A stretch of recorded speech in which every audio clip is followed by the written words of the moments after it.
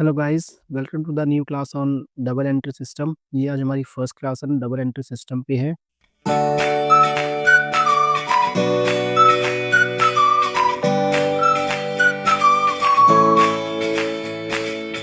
ठीक है, इससे पहले हम अकाउंटिंग क्वेश्चन की क्लासेस ली थी जिसमें हमने अपने सारे टॉपिक्स कवर अप किए हुए हैं। ठीक है, इसके बाद हम शुरू करेंगे double entry system. Double entry system क्या होता है, type and classification of account क्या होते हैं, इसके बाद हम पढ़ेंगे what is prepaid, outstanding, accrued और अनअर्न्ड। ठीक है, इसमें हमारे पास 3 गोल्डन रूल्स हो जाते हैं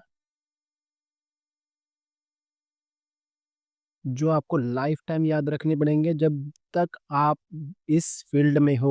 लाइक इन कॉमर्स फील्ड, जब तक आप अकाउंटिंग करोगे, जब तक इवन आप लाइफ में कभी भी अगर सीए परस्यू करते हो, सीएस परस्यू करते हो, या सीडब्ल्यूए जिसको हम बोलते हैं, या फिर सीएमए।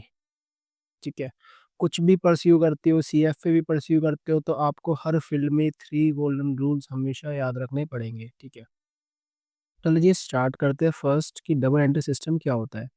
मैं आपको कोई थ्योरेटिकल आपको लिख के नहीं बताऊंगा कि यहाँ पर एक पैरा बता दिया, एक लाइन बता दी कि डबल एंट्री सिस्टम आप बच्चों रट लो। डबल एंट्री सिस्टम मैं सिंपल आपको बताऊंगा डबल एंट्री सिस्टम होता क्या है। डबल एंट्री सिस्टम वो होता है कि जिसमें दो account, two accounts are affected. ठीक है, इसमें दो अकाउंट्स इफेक्टेड होते हैं, whether they affect because of monetary, या फिर थोड़ा सा गंदी राइटिंग होगा, बिकॉज ऑफ मॉनेटरी या फिर नॉन मॉनेटरी। आप हमेशा याद रखिएगा आपकी अकाउंट्स, बुक्स ऑफ अकाउंट्स किस बेसिस से बनती है, तो मॉनेटरी या नॉन मॉनेटरी। सर मॉनेटरी तो समझ में आ गया कि इन टर्म्स ऑफ रुपीस। ठीक है, नॉन मॉनेटरी मतलब आपने अपनी इकोनॉमिक्स की क्लास में पढ़ा होगा, जब आप 10th क्लास में थे, इसमें होता था एक बार्टर सिस्टम। ठीक है, बार्टर सिस्टम, बार्टर सिस्टम में क्या होता था कि एक चीज, लाइक फॉर एग्जांपल अब मान लो किसी को फर्नीचर की नीड है एंड किसी के पास सपोज चेयर है, चेयर नहीं कह सकते हम, सपोज किसी के पास अ,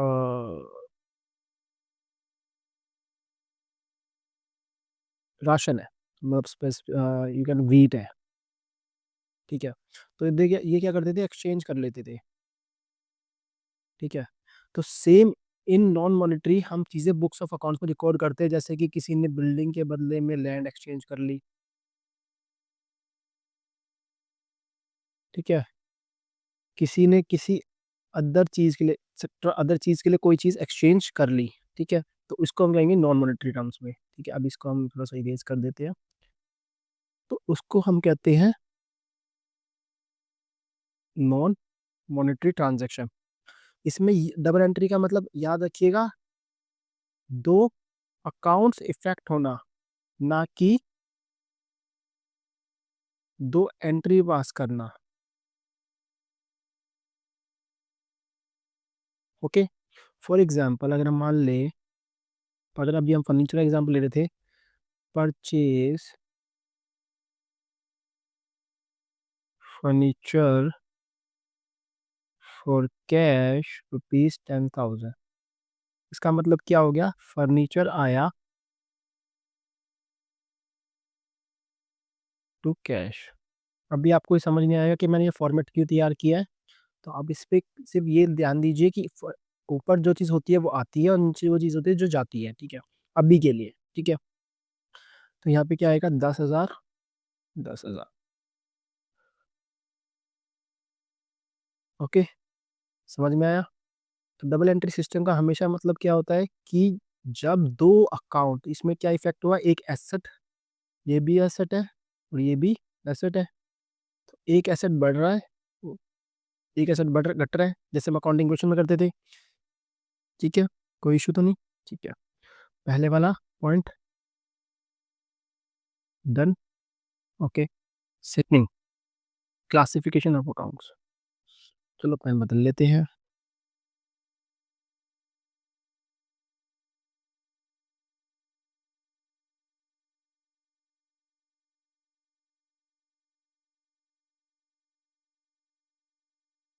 सर आप पहले अकाउंट्स शॉर्ट फॉर्म में लिखे फिर लॉन्ग फॉर्म में लिखते हो, क्योंकि मुझे आदत सी हो गई है कि अकाउंट्स कैसे लिखने की। बट आप अभी अभी लर्निंग स्टेज पे हो, तो आप अकाउंट्स का पूरा लिखोगे, ACCOUNTS, ठीक है। तो इसमें क्या होते हैं, क्लासिफिकेशन अकाउंट्स में पहले दो अकाउंट्स होते हैं। पहला क्या होता है, personal account,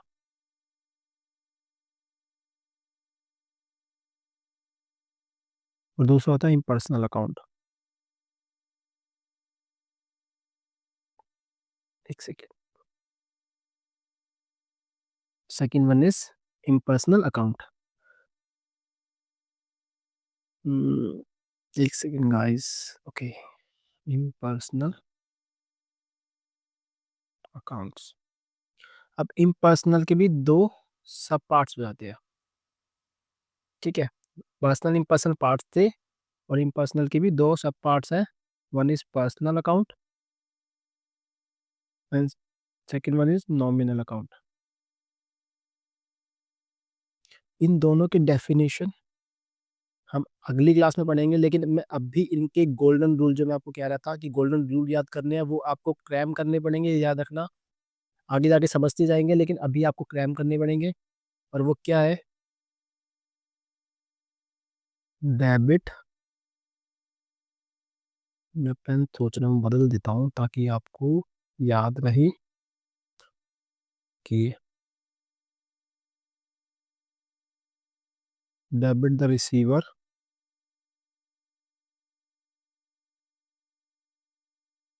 credit the giver, ठीक है। इसमें होता है debit what comes in,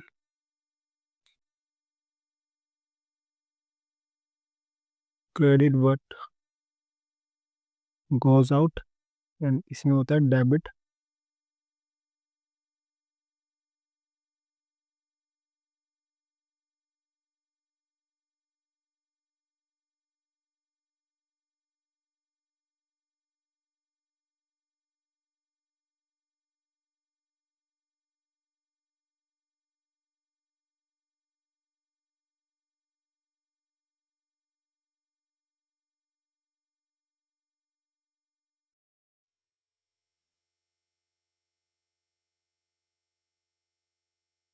debit all expense losses, credit all income and gains, ठीक है। अब आपको किसी चीज को लिंक भी करना हो कि आपको याद नहीं आ रहा, तो मैं आपको बताता हूँ, ये वाला जो पोर्शन है, ये आपने मूवी देखी होगी एक फुकरे। आई डोंट नो आप लोगों में से किसी ने देखी है Fukrey, I think most of बच्चों ने देखी होगी। तो उसमें एक सरदार जी होते हैं जो ट्यूशन लेने जाते हैं, और उनकी टीचर उनको यही समझा रही थी, पर्सन में debit the receiver credit the giver होता है। बस सॉरी, मैंने इसको पर्सनल लिख दिया। ये है रियल अकाउंट्स।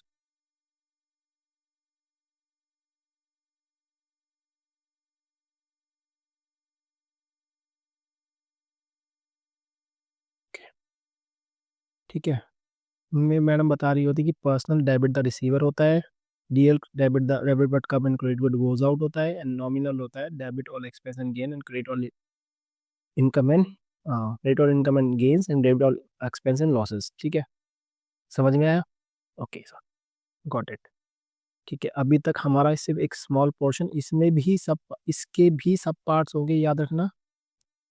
इनके भी सब पार्ट्स होंगे, इनके भी सब पार्ट्स होंगे, याद रखना। अभी हमने किए नहीं है, वो हम नेक्स्ट क्लास में करेंगे, ठीक है। इस क्लास को ज़्यादा हेक्टिक नहीं बनाना मुझे, चीज़ें थोड़ी सॉर्टेड आउट तरीके से बतानी है ताकि आपको याद रहे, ठीक है। ये हो गया हमारा, ओके सर। क्या हमारा ये हो गया? Yes sir. क्या हमारा ये हो गया? Yes sir. ओके, बचा क्या हमारा? अब ये बचा, what is prepaid outstanding accrued and unearned, ठीक है। मैं बच्चों इसको हमेशा एक शॉर्ट फॉर्म में बोलता हूँ, विच इज कॉल्ड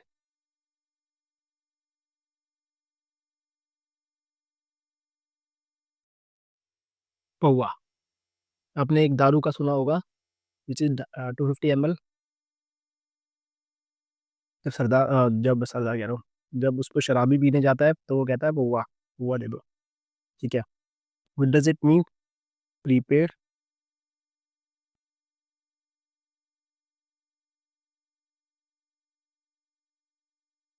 एक सेकेंड, what does it mean, prepaid?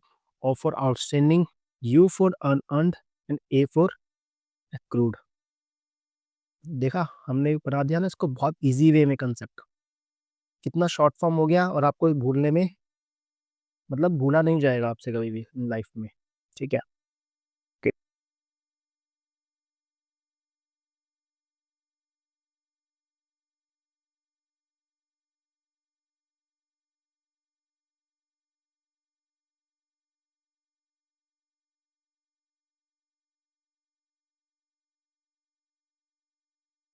Okay. Got it. Got it. चल आपने नाम तो बता दिया, शॉर्ट फॉर्म बता दी, इनके मतलब तो बताइए कि मतलब क्या होता है कि what is prepaid, what is outstanding, what is accrued and what is unearned. ठीक है बच्चों बताता हूँ। अगर मैं एक एग्जांपल लूँ इसका, कभी आपने देखा कि आप इंश्योरेंस लेते हो, इवन पर्सनल हो गया या फिर हेल्थ का हो गया या फिर कार इंश्योरेंस, बाइक इंश्योरेंस, ठीक है, जनरल इंश्योरेंस को हम कहते हैं, वो हो गए। ठीक है।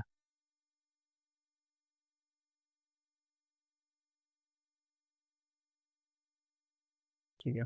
उस केस में क्या होता है, कभी कभी आप देखोगे, मान लो आपने 1 अक्टूबर को एक बाइक परचेज की जिसका इंश्योरेंस ने दिया।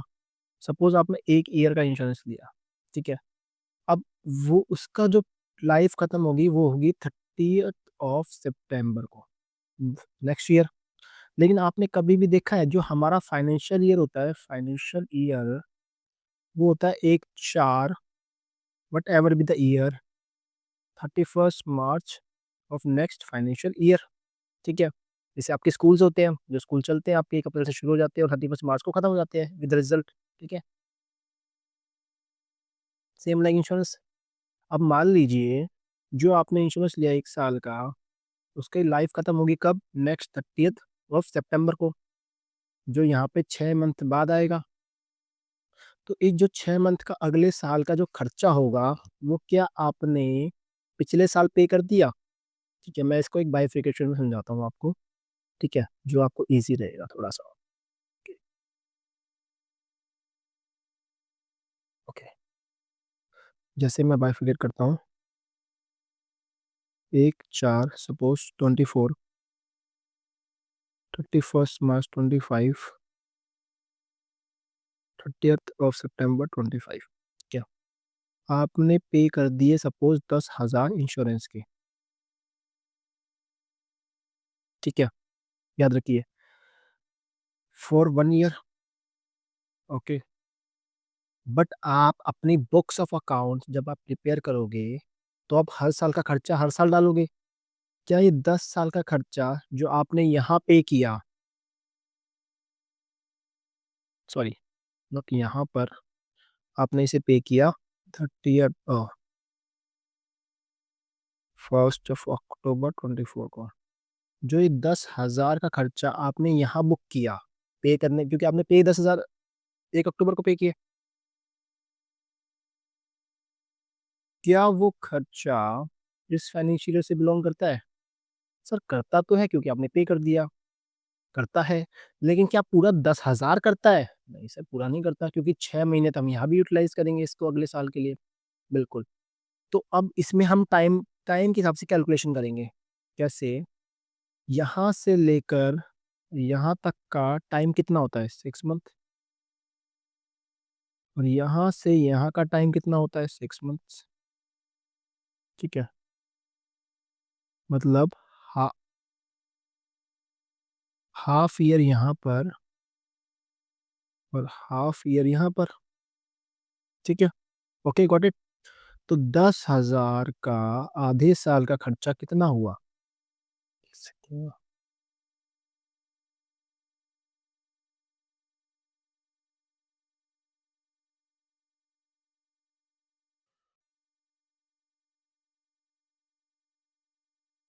Which is 5,000।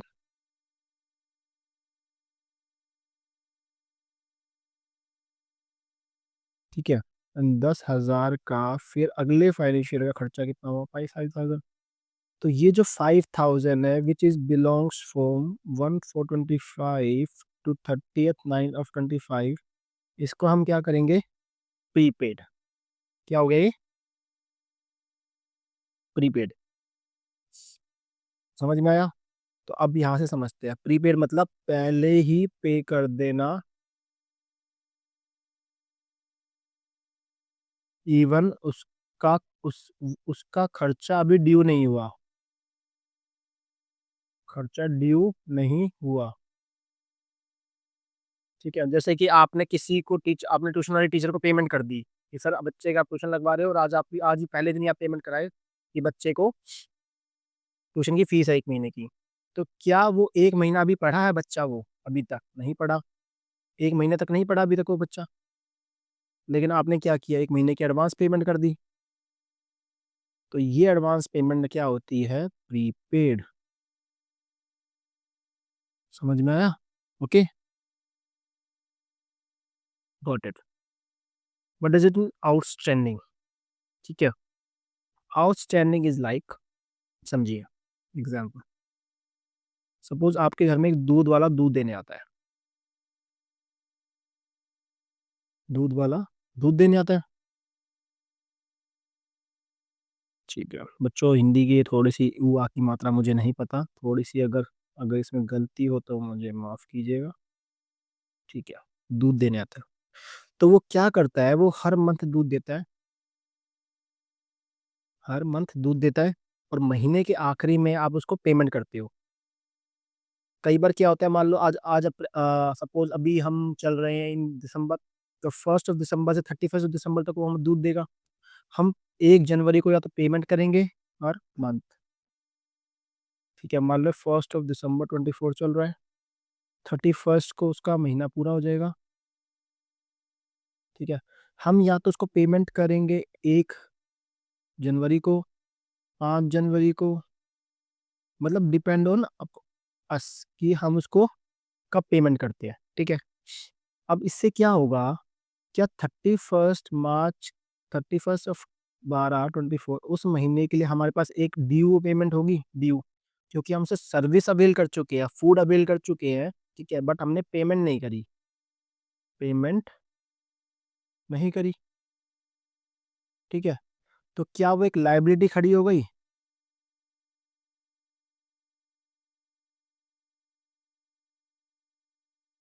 लाइबिलिटी खड़ी हो गई, बिल्कुल सर लाइबिलिटी खड़ी हो गई। तो जैसे ही कोई भी चीज ड्यू हो जाती है, ड्यू हो जाती है, एंड हम उसकी पेमेंट नहीं कर रहे, जब तक, एंड जब तक हम उसकी पेमेंट नहीं कर रहे,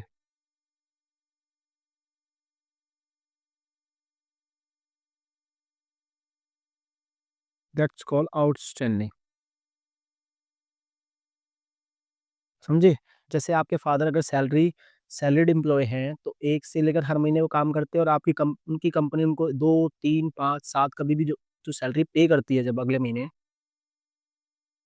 तो कंपनी की लाइबिलिटी है, तो दैट्स कॉल आउटस्टैंडिंग। ठीक है, ड्यू बट नॉट पेड। ऊपर वाले का क्या था, ऊपर वाले का था पेड इन एडवांस। ठीक है, unearned, it's like complete opposite of prepaid, opposite of prepaid. ठीक है, कैसे समझते हैं, आइए। ये है रामू, ये है श्यामू। ठीक है, ये एक ट्यूटर है, छोड़िए ट्यूटर छोड़िए, ये एक लैंडलॉर्ड है। ठीक है, ये एक टेनेंट है, टेनेंट मतलब किराएदार। ठीक है, रामू जैसे ही शामू के पास जाता है कि सर जी मुझे एक घर चाहिए, क्या, घर चाहिए किराए के लिए,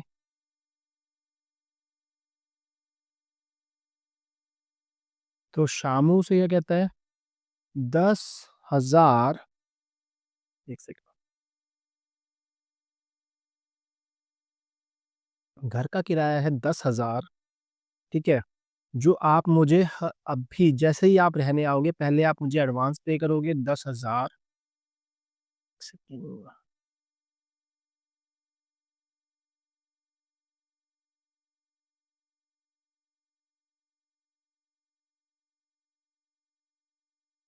10,000 और वो आप मुझे एडवांस दोगे पहले ही।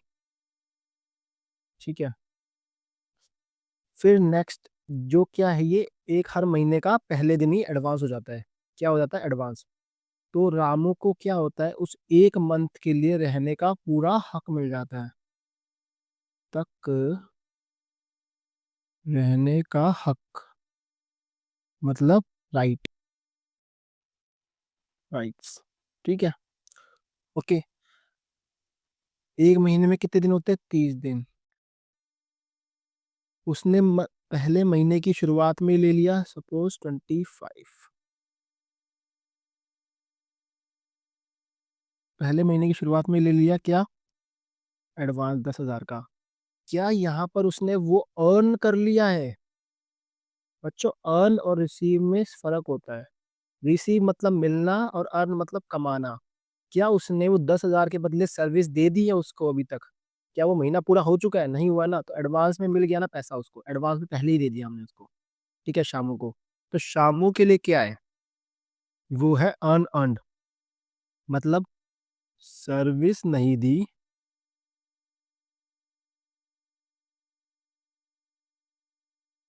बट पैसा आ गया। ठीक है। क्या बोला मैंने? सर्विस नहीं दी। आप इसका ओ कहाँ ले गए? बेचारे को अकेला छोड़ दिया। ये देखो आपने सर उसका एरो निकाल लिया।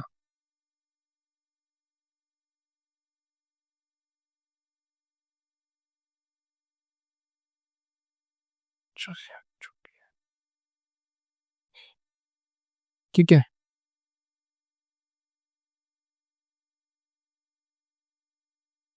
ये क्या था? Paid in advance. तो यहाँ पे कौन है? रामू का एग्जांपल। रामू ने क्या किया? पहले ही एडवांस में पे कर दिया। प्रीपे हो गया इसके लिए प्रीपेड। और इसके लिए क्या हो गया?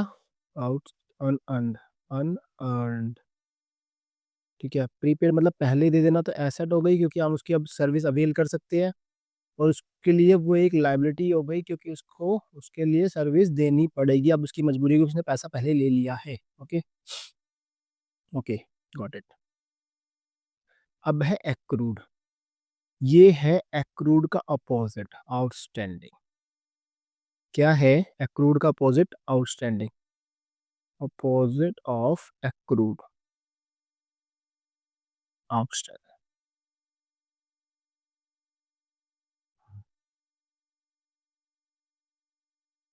ठीक है। क्या था इसमें? हम ये कर रहे थे। ठीक है। दूध वाले का एग्जांपल। जैसे दूध वाले ने एक महीने तक सर एक महीने तक दूध दिया। ठीक है। एक महीने तक क्या किया? दूध दिया। तो अब हमारे लिए तो वो लाइबिलिटी है।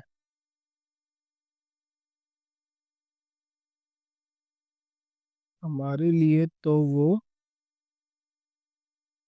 आउटस्टैंडिंग है, लाइबिलिटी, क्योंकि हमें पे करना है। लेकिन दूध वाले के लिए क्या है? वो एक्रू हो गया है। एक्रूड।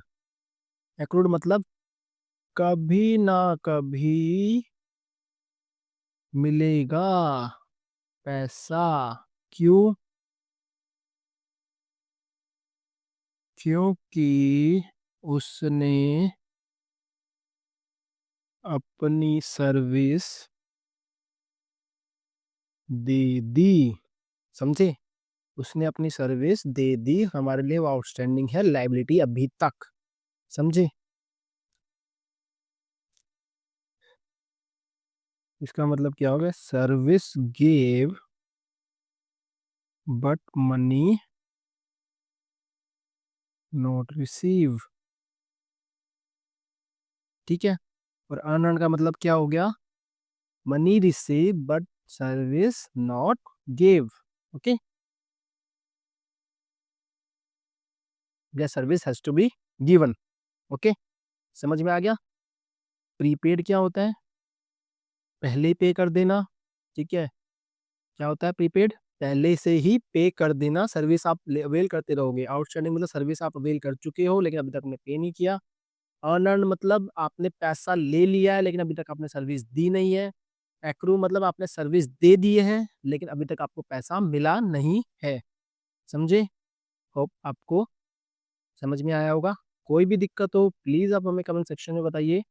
ठीक है, होप आपको क्लासेस समझ में आ रही होगी, हमारे सारे कंसेप्ट समझ में आ रहे होंगे, हमारा फ्लो समझ में आ रहा होगा, स्पेसिफिकली हमारा पेस समझ में आ रहा होगा।